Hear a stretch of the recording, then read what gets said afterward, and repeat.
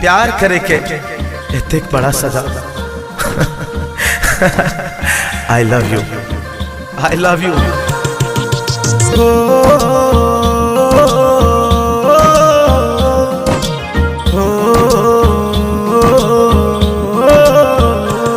किसी ने सच कहा, शीशा हो या दिल हो, शीशा हो या दिल हो, टूट जाता है। जब से गेले सनम दो के दिल पर जख्म, जब से गेले सनम दो के दिल पर जख्म, हमरा अखिया से गिरई जान लोर गे।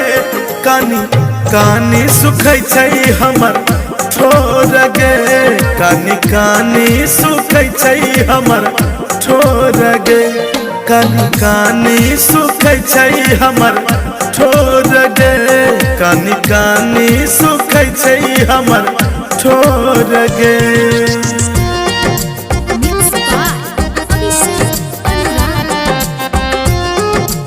अच्छा सिला दिया तूने मेरे प्यार का, अच्छा सिला दिया तूने मेरे प्यार का। और किसी ने सच कहा था, यार ने लूट लिया घर यार का। तू ही रही जान हमारा, तू ही परान गे, तोरे मनरी हो हम अपना भगवान गे।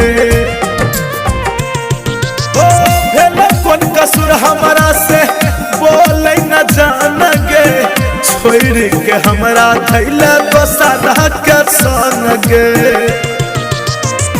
अब त है बहु मर्डर नहीं छो मारे के डर, अब त है बहु मर्डर नहीं छो मारे के डर।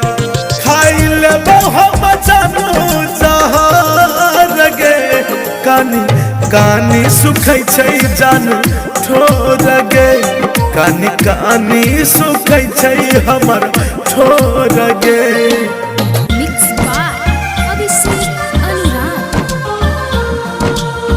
ओ रब्बा कोई तो बताए प्यार होता है क्या, ओ रब्बा कोई तो बताए प्यार होता है क्या।